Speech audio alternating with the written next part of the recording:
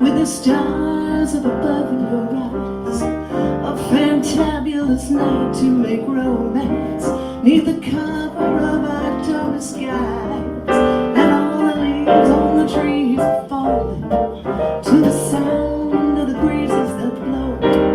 And I'm trying to please to the pounding of your heartstrings that play soft and low. And all the night's magic seem to whisper and hush, and all the soft moonlight seem to shine in your blush. Can I just have one more dance with you, my love? Can I just make some more romance with you, my love?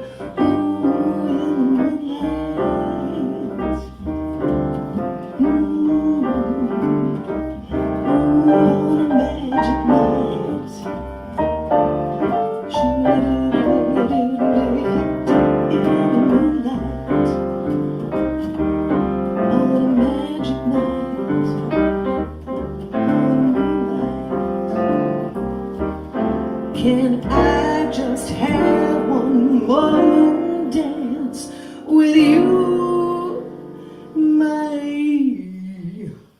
love?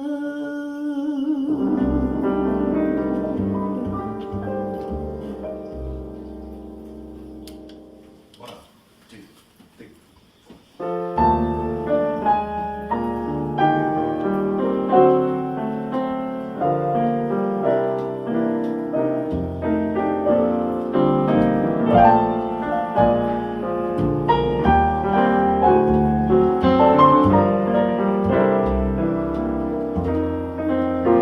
I waited till I saw the sun.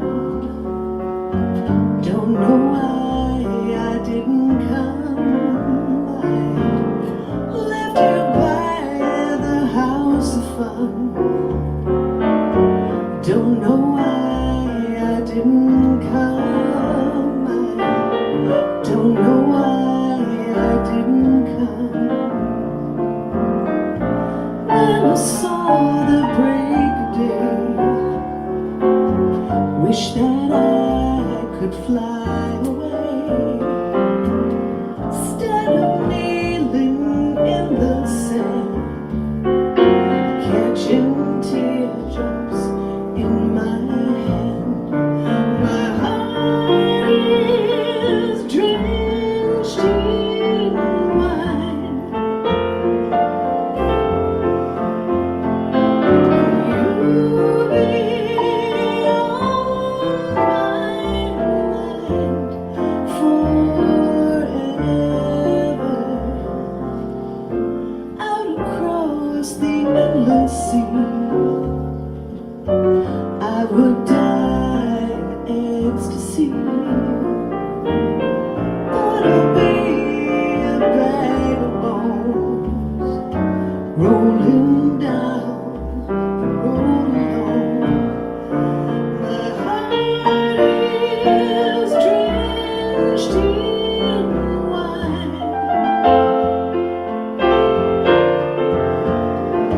You'll be on my mind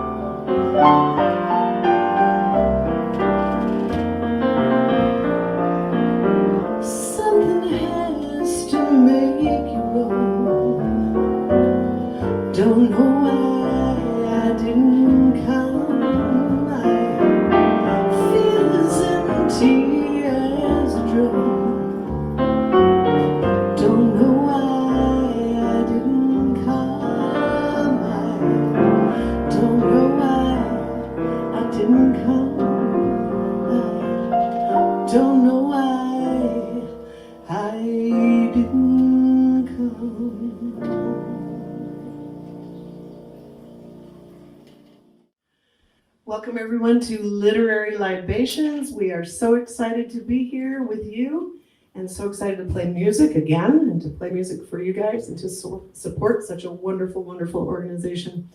I'd like to introduce our band.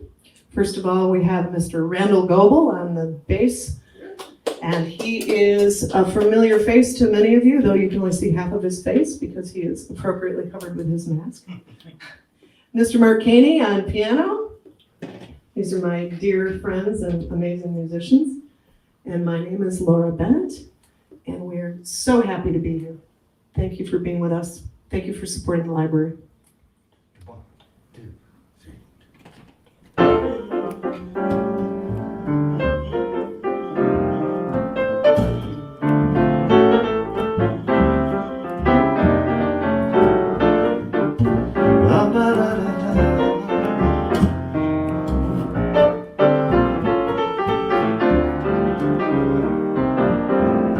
I guess you wonder where I've been.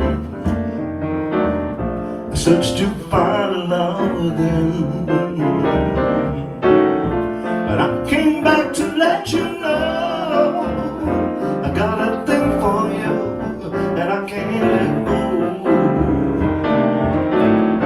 Now my friends wonder what is wrong with me, 'cause many days from your love, you see. But I came back to let you know I got a thing for you and I can't let go. So people go around the world for love, but they may never find what they dream of. What you won't do for my love, you tried everything, but you don't give up. In my world, only you made me do for love what I would not do.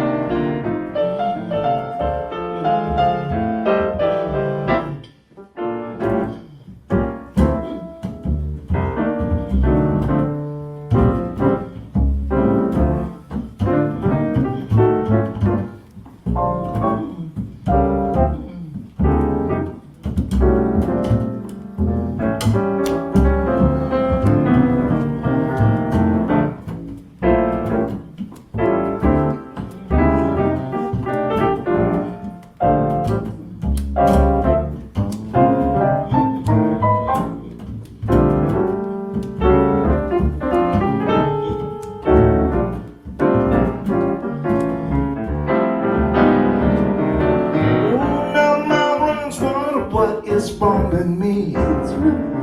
'Cause many days from your love, you see. But I came back to let you know I've got a thing for you and I can't let go. Although I only want the best, it's true, I can't believe the things I do for you. But you won't do for my life. You tried everything, but you don't give up. In my world, only you made me do for love what I would not do. It made me do for love what not do. It made me do for love. Shabba-dabba-dabba-ba, shabba-dabba-dabba-ba, shabba-dabba-dabba-ba, shabba-dabba-dabba-ba.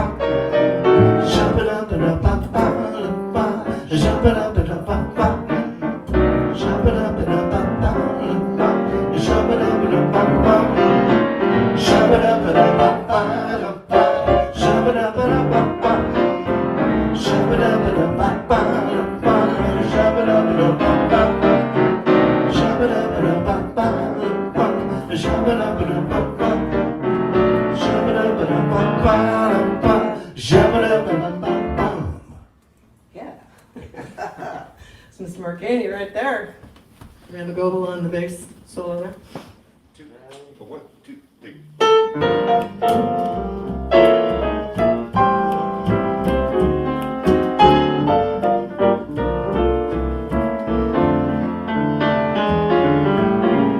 Fly me to the moon and let me play among the stars.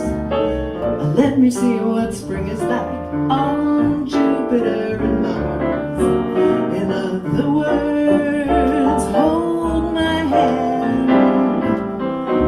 In other words, darling, kiss me. Fill my life with song, let me sing forevermore. You are all I long for, all I worship and adore. In other words, please be true. In other words, I love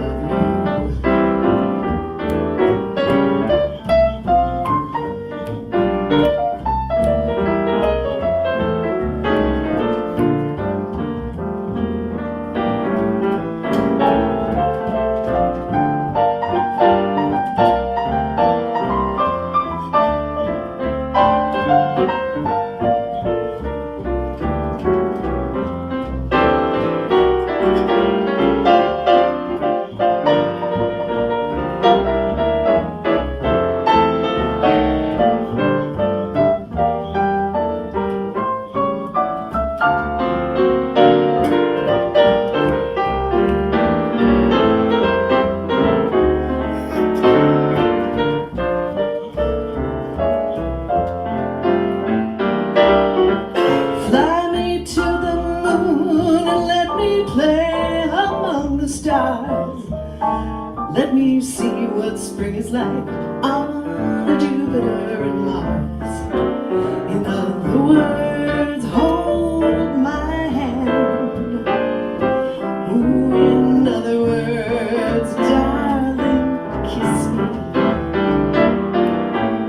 Fill my life with song and let me sing forevermore. You are all I long for, all I worship and adore. In other words, please be true.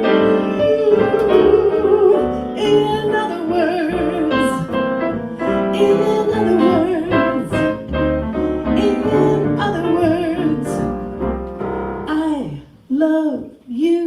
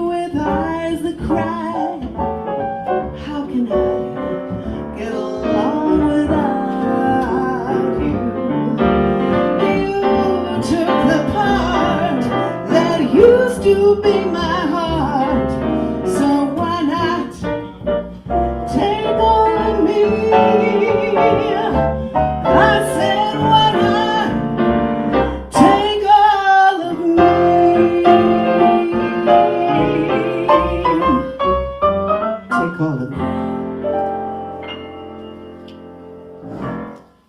1, 2, 1.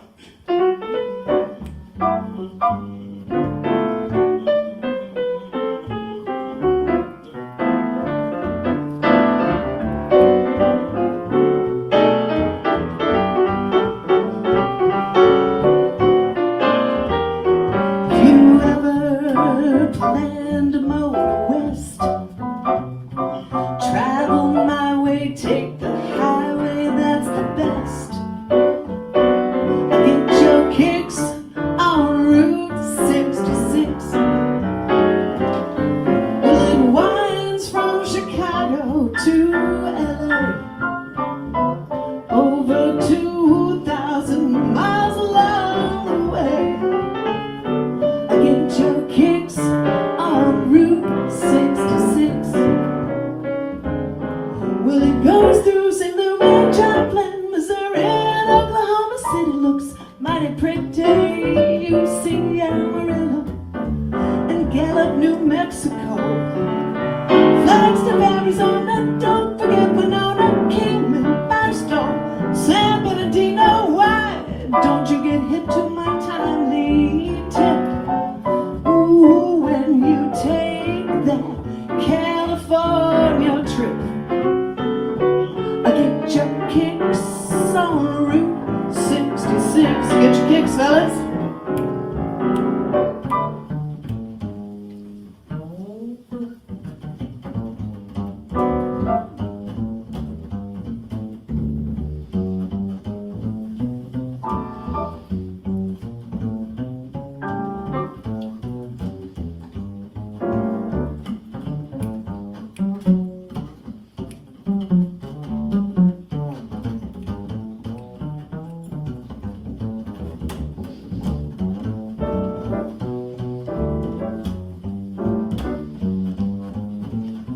Well, it goes through St. Louis, Joplin, Missouri, and Oklahoma City. Looks mighty pretty.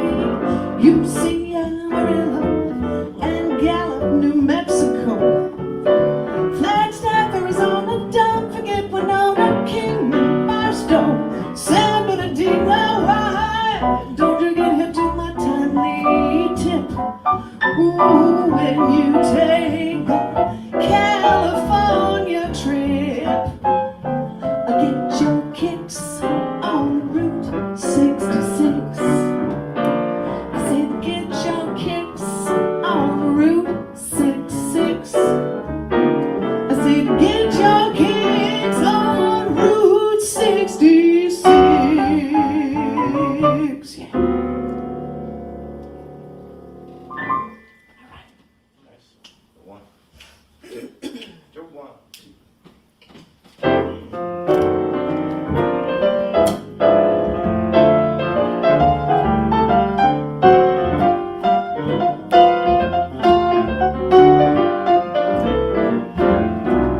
I was walking along, minding my business, when out of that orange-colored sky, a flash, bam, alakazam, wonderful you came by. I was humming a tune, drinking in sunshine, when out of that orange-colored view, wham, bam, alakazam, I gotta look at you. One looking eye, yelled timber. Watch out for flying glass. Cause the ceiling fell in and the bottom fell out. I went into a spin and I started to shout up and hit. This is it, this is it. I was walking along, minding my business, when love came and hit me in the eye. Flash, bam, alakazam, out of that orange-colored sky.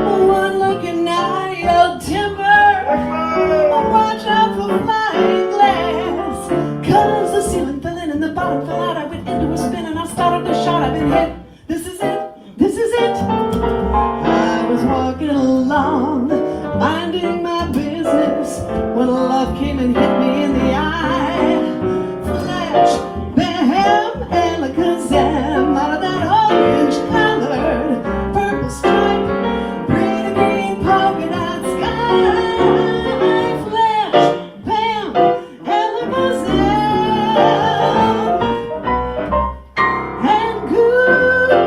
goodbye.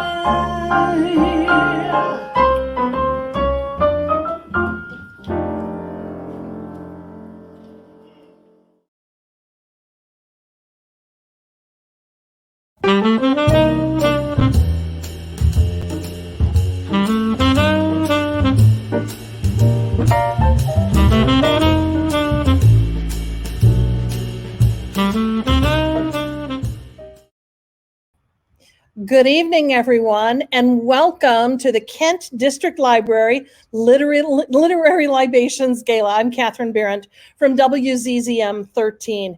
This has been one of my favorite events for several years now, but how could we have ever guessed we'd all be sharing the evening in this way, with me here at KDL headquarters, our authors at their homes with perhaps their jammy pants on, we'll find out, I guess.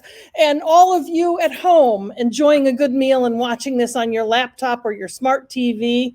I am so glad you were all up for a twist. As book people, we know a good story has a twist or two, right? So that's the story from tonight. It is a twist with this virtual event. I want to begin tonight by thanking Centennial Securities for their generous support as our presenting sponsor. It couldn't be done without them. Here's Jeff Wieringa with a word of welcome.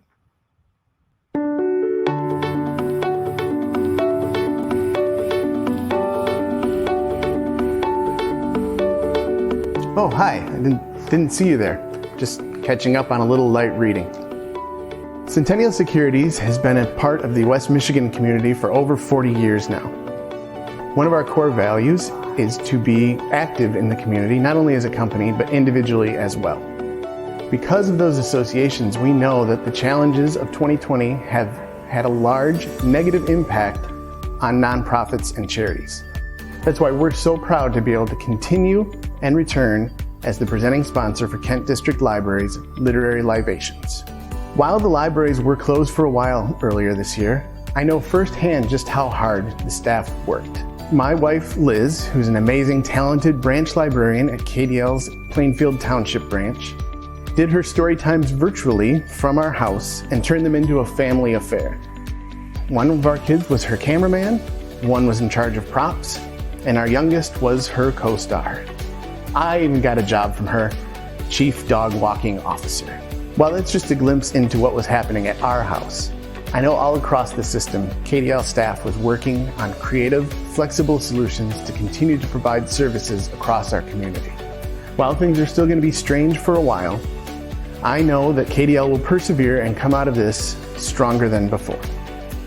So, on behalf of Centennial Securities, we hope you enjoy your socially distanced virtual evening, and we hope to see you in person next year.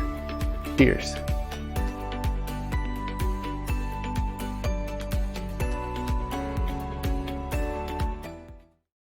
And cheers to you, Jeff. Thank you for that. Now I'd like to tell you about a terrific and exciting partnership between KDL and John Covington. In January, KDL partnered with John to bring his literacy initiative called Men of Color Read to Kent County. More than 25 men have met monthly at Martin Luther King Jr. Leadership Academy to read to small groups of children. Their goal is to help eradicate functional illiteracy, improve youth reading skills, and serve as positive role models. Let's take a moment and see what kind of impact this program is having. Literacy is I feel is kind of what saved my life as a kid. And I would spend a lot of time at the library, and that's where I would escape. That's how I would escape from what was really going on in my home and my environment. And as I got older, I realized that kids that look like me don't see men who look like them in the schools. And I think it's somewhere in the neighborhood of about 1% of the teachers in America, 1% or less, are African American men, black men. So our kids, even in communities like Detroit and Baltimore and other cities where there are large black populations, kids still are not seeing men who look like them in the classroom on a regular basis. So I thought, let's create something to change that. Men of Color Read is a program that I originally launched in Los Angeles about a decade ago to bring men of color from the community into schools, particularly into schools that are part of the urban core, so that kids could see men who look like them. 2 years ago, Mr. Covington came to me with the idea of bringing Men of Color Read to Martin Luther King Leadership Academy. I thought it was a brilliant idea because our students are below grade level when it comes to reading. And I thought that with Mr. Covington coming over, bringing some mentors and some other guys into the classroom, it can promote healthy reading for our students, and it'll allow our students to see that black men are reading. The parents absolutely love it. The students absolutely love it. Daily is numerous students that's coming up to me, letting me know that they enjoy when the guys come over. I see tons of students with smiles on their face when the guys coming in. And I just think they really appreciate them taking time out of their daily lives to come in to help support them with their reading goals. The guys who are part of Men of Color Read are from all walks of life. We've got attorneys, and we've got doctors, and we've got PhDs, and we've got custodial maintenance guys. We've got the whole gamut, the whole walk of life from A to Z. And that's what this group should be. Men who represent the community, and the community is made up of all kinds of people. I think that, you know, growing up in an elementary school in the mid and late 80s, if we would have had a program like that, I probably would have been more of a reader earlier on. I probably didn't really start enjoying reading until I was probably like 14. So I'm just imagining, you know, if I would have had something like that, seeing men who look like me, you know, reading and taking a real interest in reading. Rather, a lot of times, you know, growing up, I didn't really have that, didn't see it. So I think it was really going to make a difference in the young people's lives having that tool. Definitely never saw men, definitely didn't see men of color in and out of my schools with any after school or in-school programs with reading to young children.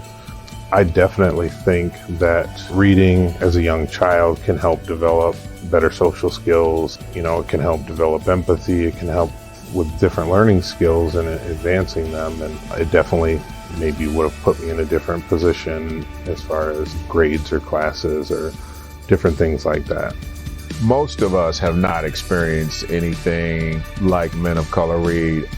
I don't know where I might be had I experienced something like this, had I seen somebody who looks like me on a regular basis in the classroom and spending time with me and looking me in the eye, communicating with me, encouraging me, supporting me, telling me that I can. There is no telling what my life may have. I've had a good life, but I don't know. It may have been over the top amazing had I had Men of Color Read.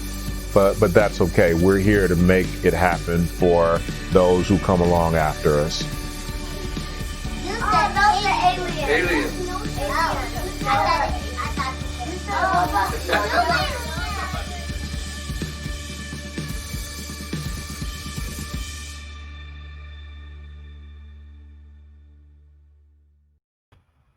A pretty remarkable man, and what a great program. I'm so glad to see it come here to Kent County. You know, library programs and services have never been more critical than they are right now. When COVID-19 shut down nearly everything back in March and people were ordered to stay home, the library immediately pivoted to deliver more than 690 online programs and much needed services directly to homes. With many schools moving to online instruction, there's a greater need for at-home resources that only the library can provide. With your help, we can expand initiatives like the Men of Color Read literacy program you just heard about. a multitude of new online programs for all ages, and a digital collection that can be accessed from anywhere. Through all of this and more, the library is keeping families and students engaged with learning while keeping our community informed and connected. So far, you have helped to raise $62,000. Thank you for that. Please consider giving a gift tonight that will help KDL reach their goal to raise $70,000. And just as there are new ways to hold a gala, there are lots of ways to make your gift. So allow me to run through a few of them, if you would, so we can do the most good tonight. You can write a check and mail it in the donation envelope that was included with your program. If you're joining us on your smart TV, pull out your phone, your tablet, or your laptop and navigate to kdl.org and click on the donate button that you see in the upper right corner. If you're joining us on a laptop or tablet, simply click the donate button below this video or the donate button in the upper right corner. You can also make a secure donation using your phone. Text the word GALA to 616-201-3060 on your mobile device and follow the prompts. Or text the word OK to 616-201-3060 and donate with PayPal that way. We'll take a few moments now to let folks get out their checkbooks or text in a donation. Whatever way you choose to give, we thank you for your generosity.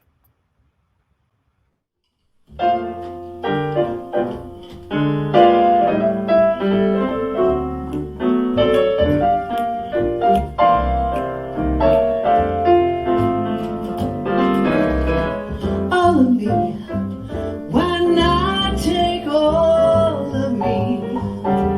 Can't you see I'm no good without you? Take these lips, I want to lose them.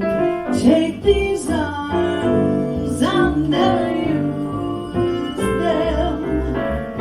Your goodbyes left me with eyes that cry. How can I get along without you? You took the part that used to be my heart. So why not take all of me? Once again, thank you, thank you, thank you. Well, it is time now for our author presentations. Our first speaker this evening is Stephen Kiernan. As a journalist and novelist, Stephen has published nearly 4 million words. His newspaper work has garnered more than 40 awards, including the George Polk Award and the Scripps Howard Award for Distinguished Service to the First Amendment. Stephen's newest novel, Universe of Two, was published this past August. He is also the author of 3 other novels and 2 nonfiction books. He's spoken and consulted around the country about hospice, palliative care, and advanced directives. A performer on the guitar since he was 10 years old, Stephen has recorded 3 CDs of solo instrumentals and composed music for dance, the stage, and documentary films. He lives in Vermont with his 2 sons.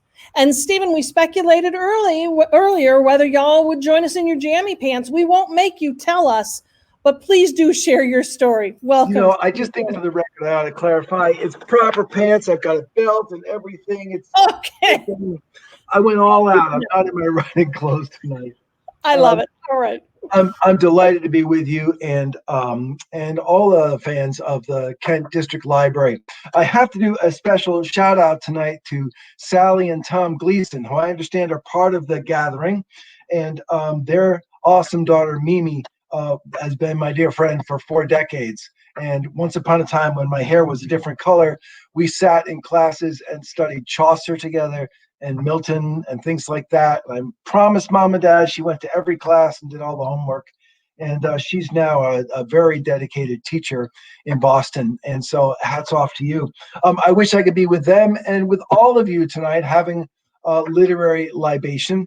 But under the circumstance, of course, that's not possible. So what I'd like to do is tell you a story.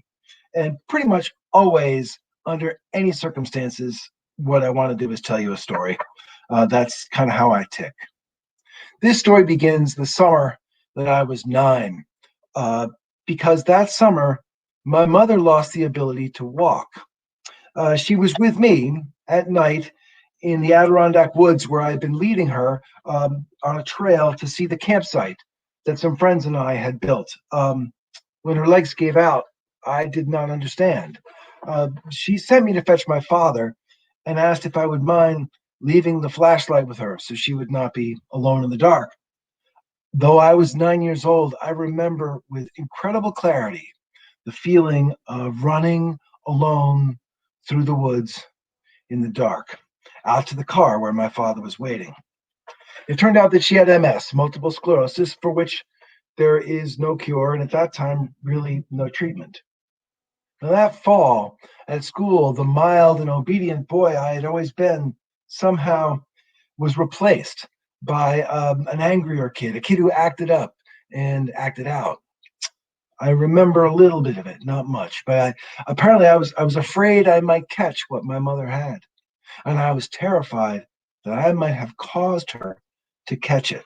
9-year-old logic. Now, I attended a tiny elementary school in upstate New York, but we had a genius for a librarian, Mrs. Kilstead, and she knew exactly how to calm an anxious boy. One day, she pulled me aside and said, "Mr. Kiernan, here is just what you need." And she handed me R is for Rocket, a collection of short stories by Ray Bradbury. I'd never really read short stories before. I loved it. I devoured it. And I went back in 2 days to return the book, and immediately she handed me S is for Space. Now, by the end of that month, I'd read every word that Bradbury ever wrote. The Illustrated Man, Something Wicked This Way Comes, Fahrenheit 451. I didn't know a book could do what that book did. And when I finished with Bradbury, she gave me Vonnegut. And when I'd read everything by Vonnegut, she gave me Tolkien. And so on after that, Mark Twain, Robert Louis Stevenson, and I became a reader. For some people, some readers, they fall so completely in love with the art form of fiction that they simply have to become writers.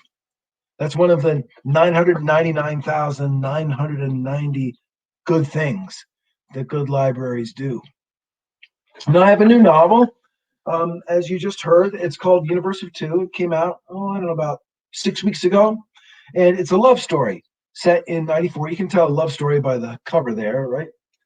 It's set in 1944 amidst the development of the atomic bomb.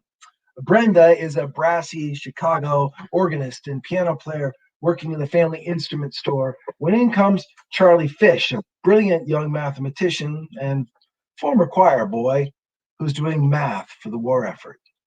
Eventually, Charlie's very good at his math, and he gets promoted to Los Alamos, New Mexico, where he finds himself building a small but essential component of the bomb. Whenever he has moral qualms about his work, however, Brenda, who is prohibited from security reasons for knowing what he's working on, just tells him to do the job, soldier up, be a man. Well, when the bomb works, although it brings the war to a very quick end, Charlie feels a weight of guilt for his part in it. And when she learns what she had urged him to do, Brenda feels culpable too. Together, with only their love for ballast, they set out on a lifelong search for redemption, and they find it. Now, I have to tell you that this book could not exist without an excellent local library. I live in a tiny town in northern Vermont, not far from the Canadian border, and but we have an excellent library. And I'll tell you that Wi-Fi is irregular where I live, for example, but it's very dependable at the library, and they have a porch there where I can go and have consistent Wi-Fi. More importantly, even though I'm in a small town, because of interlibrary loan, I have access to the million volume libraries of University of Vermont and Middlebury College. So when I'm doing book research about life in 1944, what Chicago is like, what New Mexico is like, how you build an atomic bomb, any of those things, my local library is essential. This book isn't pro-bomb or anti-bomb. It's really about conscience, and atonement, and yes, young love. Here, what I'd like to do with the balance of my time is read to you, but I promise it's not going to be some long, heavy thing. Just the first page, so you can hear a little bit of what the prose is like and what kind of writer I am, anyway. Just one page, beginning of Universe of Two. I met Charlie Fish in Chicago in the fall of 1943. First, I dismissed him, then I liked him, then I ruined him, then I saved him. In return, he taught me what love was, lust too, and above all, what it is like to have a powerful conscience. On first impression, Charlie was weak-chinned. To my girlfriends, I might have called him a milquetoast, soft as an old banana, which only goes to show how smart a 19-year-old girl is about anything. Now I know better. It turns out the greatest kinds of strength are hidden and move slowly and cannot be stopped by anything until they have changed the world, which he did twice. I'm not exaggerating. I was there on both occasions. One time I helped him, the other time I hurt him. I hadn't intended any harm, but there's no denying that I used my influence to make him do terrible things, irreversible things. Charlie forgave me. That was in his nature. But I haven't forgiven myself, even now, all these many years later. Some deeds are like tattoos, and the ink of regret is permanent. How did it start? As innocently as the chiming of a bell when a shop door opens. I was in the back office when I heard it ring, letting me know a customer had come in. That's Charlie, the customer, coming in. I want to thank you, one and all, for supporting this public library system tonight, and I hope you can be generous in your donations. There may be a day in each of our lives when we are alone in the woods, in the dark. And if we are lucky, maybe there will be a genius librarian who knows exactly what we need. Thanks so much. Good to be with you. Wow, thank you, Stephen.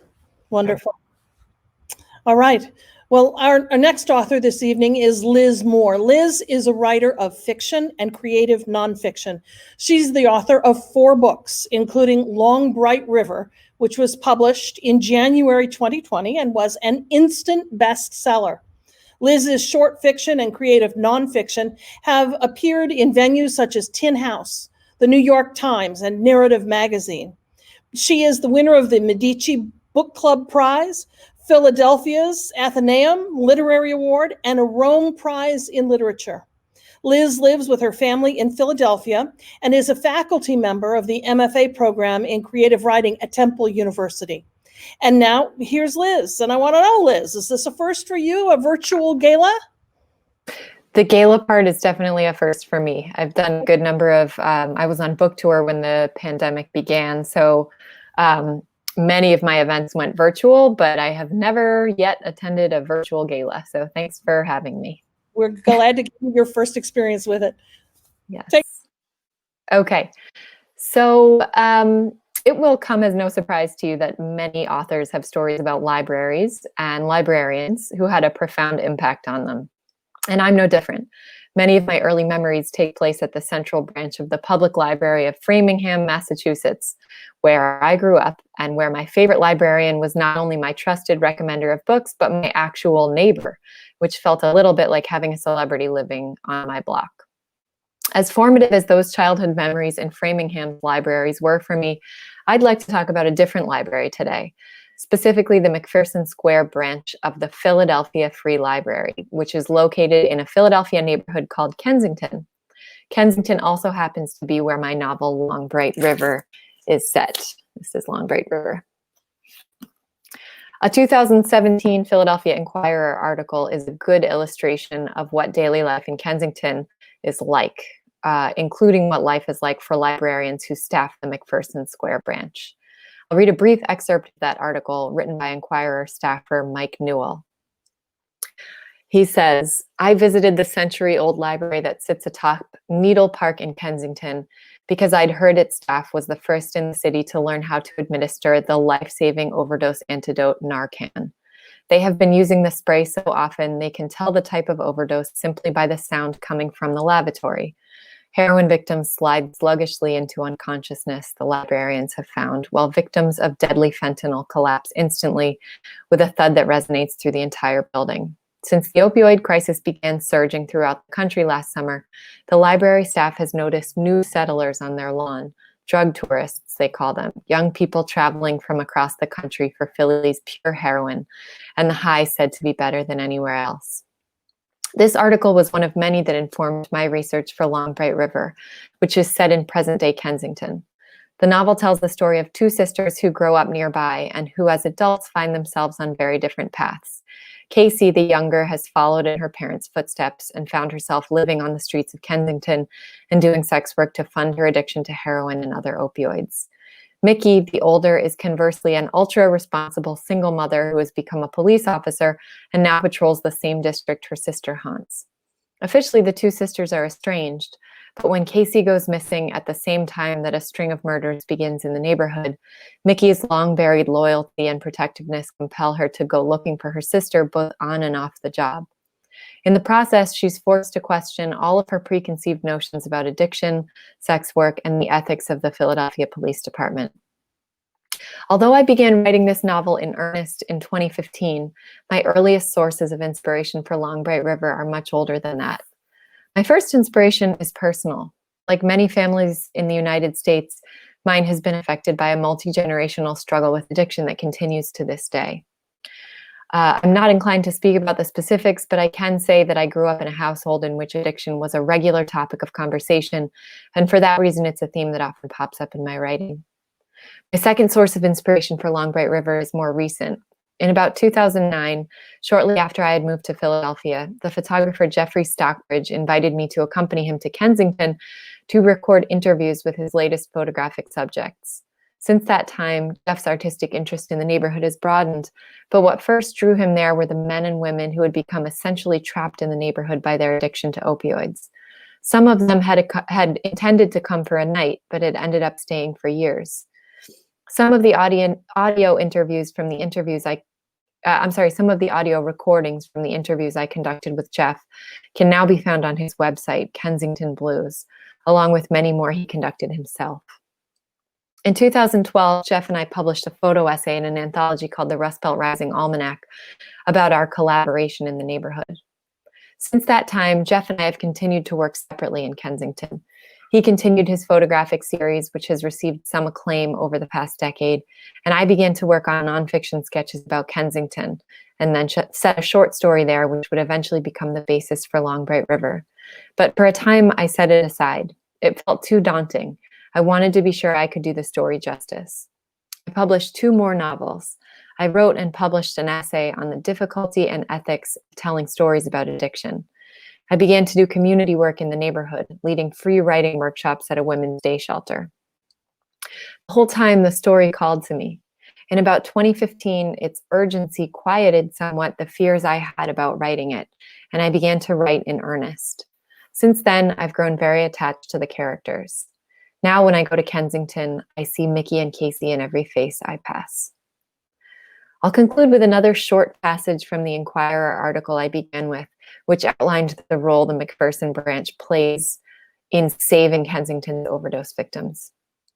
Quote, in March, Marion Parkinson, who supervises a half-dozen libraries, joined McPherson branch manager Judy Moore in taking Narcan training into their own hands. We kind of very subversively did it, Parkinson said. Instead of waiting for permission, they asked Prevention Point Philadelphia, a needle exchange program, to demonstrate the use of Narcan. More than 24 librarians showed from 6 North Philadelphia libraries. I think this article illustrates more than just the devastation that opioids have brought to Kensington. It also illustrates the idea that librarians are not only bearers of information, recommenders of books, hosts of book groups, programmers of reading and speaking series and virtual galas. They're also activists, advocates for social justice, community organizers, and in this case, vigilante first responders. I'm sorry that our country places this unjust burden on librarians, but I'm also so grateful that over and over again, they seem to rise to the occasion. Tonight, for these reasons and many more, I'd like to ask you to consider donating to the Kent District Library. Now more than ever, it feels very necessary. I will conclude with that, and thank you very much for listening and for your generosity and your donations. Liz, thank you very much. Glad to have you with us tonight. And our final author this evening is Alex Kotlowitz. For 40 years, Alex has been telling stories from the heart of America, deeply intimate tales of struggle and perseverance. He is the author of 4 books, including his most recent, An American Summer, Love and Death in Chicago. His other books include the national bestseller, There Are No Children Here, which the New York Public Library selected as one of the 150 most important books of the 20th century. Alex is a former staff writer for the Wall Street Journal, and his work has appeared in The New Yorker, The New York Times Magazine, and on This American Life. While Alex's home is print, he has also worked in film and radio and been honored in all 3 mediums, including 2 Peabodys, 2 Columbia DuPont Awards for Journalism, the Robert F. Kennedy Journalism Award, and the George Polk Award.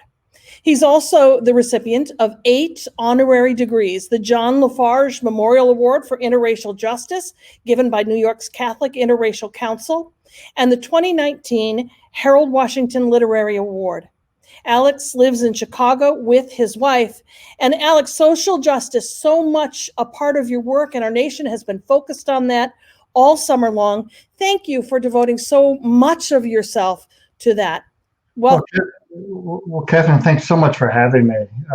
I feel like I'm all dressed up with nowhere to go. But it's such a pleasure to be here. And like Stephen and Liz, I have such a deep love for libraries. I grew up in New York City on the Upper West Side, and I remember once or twice a month after school, I'd walk to the library on Amsterdam Avenue and 83rd Street and check out 6 books, which is what we were allowed at the time. And I can still viscerally feel that joy of walking down those concrete steps, holding tight to this pile of books. I mean, they were my portal into the world, and I reveled in the stories I had in my arms. And even if I couldn't articulate it at the time, I recognized the profound, life-altering power of empathy, which of course is a centripetal force of storytelling. Many years later, when I was in my early 20s, I landed in Michigan, in Lansing. I had taken a job at a small alternative newspaper, which had been founded by some students from Michigan State. And they had titled the publication The Joint Issue. And I think in an effort to try to reach a larger audience, by the time I got there, they had chosen a much more benign title, The Lansing Star. But it was there that I realized I wanted to tell stories. Working as a journalist, you're thrust into the world, into communities other than your own, and you're meeting people you would otherwise never have the opportunity to meet. And the reporting was daunting, but so exhilarating. And then, after all this reporting, I could hole up in my office or my home and spend time crafting a story. And I was in Michigan in the late 1970s, early 1980s, which I'm sure many of you remember was a deeply unsettling time for the state. It was when the bottom seemed to have fallen out of the auto industry. And I spent a good deal of time in Flint, both freelancing and working with Michael Moore, who was then publishing his paper, The Flint Voice. And I wanted to tell stories, the stories of those people who were struggling, who were persevering, who were managing to stay erect in a world that was slumping around them.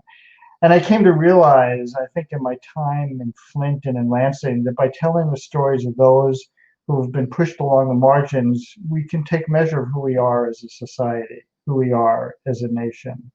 And it's what runs through my writing, this desire, this need to listen to the voices of those lost amidst the cacophonous noise of ideologues and rhetorical ruffians. For it's essential, I think, to our eternal struggle for the maintenance of the human spirit and the maintenance of a fair and just world, that we listen, that we listen to the stories of others. And as I say, I fell in love with the very act of telling stories. And in my case, of course, stories that are true, that are authentic, that are genuine. I write nonfiction, and it's the never to be chiseled dictum in my craft that what we write must be based in fact. It must be verifiable. And so I go out into the world and I spend time with people, sometimes a lot of time, and come to know them as intimately as I can. And I firmly believe as a storyteller in what I think of as the bigness of the small story. I look for deeply personal, intimate tales that tell us something larger about ourselves. It's why I wrote my second book, The Other Side of the River, which of course takes place just down the road from you in Benton Harbor and St. Joseph. And on the surface, it's a reasonably small story, a tale of these two small towns and the mysterious death of a 16-year-old African-American teen from Benton Harbor, whose body is found in the St. Joseph River, which of course is what physically divides these two towns. And while on the surface it feels like a small story, it's ultimately about America's deepest, most profound fissure, and how and why race so shapes the way we view the world and those around us. For my recent book, An American Summer, I spent the better part of 6 years with individuals in Chicago who were touched by the city's violence. And it's a collection, again, of these deeply intimate stories of individuals. But it's really a book about racial inequity and about the intersection of race and poverty. It's also about trauma and the richness of the human heart. I want to share with you one of the stories from the book. It involves a woman I met, Lisa Daniels, who lived on the south side of Chicago. And Lisa was the single mother of two children. Her oldest boy attended the University of Illinois, was majoring in engineering, and her youngest, Darren, was a kid who strayed. He played football in high school, but he got involved in smoking weed. He cut classes, and he eventually ended up selling drugs, and enough that Lisa, when Darren turned 18, she had to ask him to leave the home. Fast forward 6 years later, Darren's in his mid-20s, and in a drug deal that goes awry, he's shot and killed by another drug dealer. And the headline of the local paper, it happened in Park Forest, a suburb south of Chicago. The headline read, "Man shot to death in Park Forest had drug weapons convictions." And after the story came out, Lisa got online. Lisa saw comments like, "What was this clown doing in Park Forest? Where was his mom?" And what so upset Lisa is not that the story about Darren was not factual, but that it was incomplete. It wasn't his full story. I mean, Darren was a kid, again, who loved football. He loved his mom. He would send her, give her a birthday card every birthday. He loved her pies. He was a father, he was a brother. And so the first thing that Lisa does is she tries to go and reclaim his narrative, reclaim his story. And one of the things she does is she gets a license plate holder, which reads, "He was my son. His name was Darren." The other thing that happens in the wake of Darren's murder is Lisa thinks that the person who murdered him is going to be sent away for many years. It's a pretty straightforward case. And while they're preparing for the case, at one point, the state's attorney, the prosecutor, comes to her and tells her that it's actually more complex than it seemed, that the shooter is claiming self-defense. It turns out Darren had a gun as well, and that they wanted to offer him a plea deal, but they wouldn't do that unless Lisa signed off on that. And so she asked to sleep on it overnight, and she did. And she came back the next morning and told the prosecutor that she was on board, but the one thing she asked was that she have an opportunity to speak at the sentencing. And what happens ordinarily at a sentencing is what's called the victim's impact statement, when the relatives of victims, friends of the victim get up and talk to the court about the impact of the loss of life has had on them. And Lisa did some of that. But then she pivots and she says, and she tells the judge, "I cannot speak for my son's humanity without speaking for the same humanity of the man who by one really bad decision took his life. I have and will always continue to speak on Darren's behalf. But today I speak for you, Michael Reed." And in an amazing moment, Lisa Daniels asks the court for leniency from Michael Reed. She forgives him for what he's done. It's people like Lisa who keep me alive, who keep me filled with a sense of hope. And she and I have talked a lot about her own story, but also about her son's story and how stories are so essential to who we are, to making sense of the world around us, to making sense of our own lives. And it's why it's so essential that we get stories right, that we're honest to what we see and what we hear. I mean, think about it. Stories inform policy, they inform the way we allocate resources, they inform our laws, they inform the way we think about ourselves and others. Stories also open up the world to us in ways we can never imagine. And we are at this moment where there is far too much shouting going on, too much ranting, too much stay at home. Here's what I think, I know what is best, diatribes from people who have little curiosity for the lives of those at all different from their own. You know, I'm sure of whom I speak. And that's the beauty of story. People don't like to be pushed or pulled. They don't like to be yelled at or dismissed or pandered to. Rather, stories let people find their own way. You know, Nelson Algren, the great Chicago novelist, once wrote that American literature, and he was really talking about storytelling, is the woman in the courtroom who, finding herself undefended on a charge, asks, "Isn't anybody on my side?" That, to me, is the measure of the sway of narrative. Its ability to find that woman, to hear her plaintive voice, to try to answer the question she's posed. Isn't anybody on my side? It's why I write. It's why I read. And it's why I so believe in the deep, profound power of storytelling. And ultimately, why we so need our libraries. Thank you for having me tonight. Oh my goodness, thank you. Really lovely. I really want to thank all three of our guests tonight, Stephen, Liz, and Alex, for sharing their stories, for going with the flow, and being a terrific part of our program tonight. Well, now I want to have you hear from KDL's Executive Director, Lance Warner. He has some closing remarks.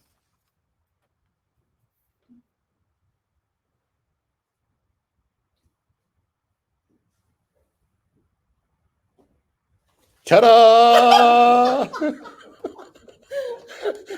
I'm sorry, I had to make it memorable. This is a unique event. I figured I'd have a unique entrance. So, hello, everybody. I want to thank Catherine, and I want to thank John Covington and all of our amazing authors for their incredible stories.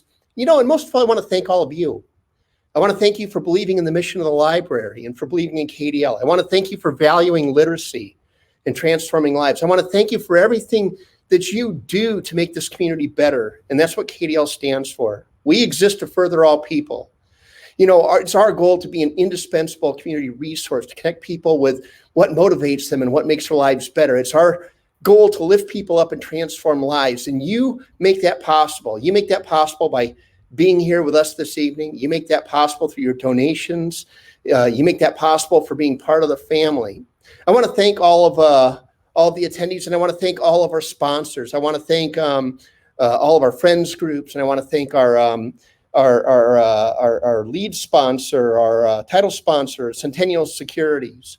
And you know, the work that the library does is needed now more than ever. I mean, because of the COVID crisis, our problems that we had in Michigan around third grade reading are even more dire than they were before. The needs of the community are even more dire than they were before. And we stand ready to meet those needs and to lift people up and to make Kent County an extraordinary place to live and get people right-sided back to normal as soon as possible. That's what we're all about.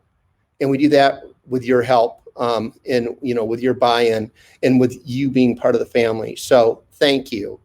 And with that, until we meet again, on behalf of everybody at KDL and all of our friends everywhere, I bid you good night and farewell. I bid you safe health, and thanks so much for a couple of minutes tonight. Thank you. I hope you had a good time and enjoyed your dinner. We'll see you next year.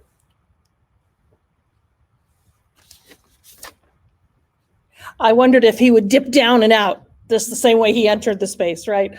It was terrific. And it was so great to have all of you joining us for this virtual event. I want to say that what we have seen tonight, this very artful punt when COVID-19 set in, and yet KDL allowed us still to hear from these authors and to celebrate the good and important work that's being done by our county library system. This is how they have adapted during this entire pandemic, in my opinion, by punting when necessary, shifting their services, and remaining vital and relevant in these very bizarre and often unsettling times. It's been amazing to watch, and I think they have done it as well as any organization in our community. So thanks to them, and thanks to all of you for supporting that and for joining us tonight. Good night.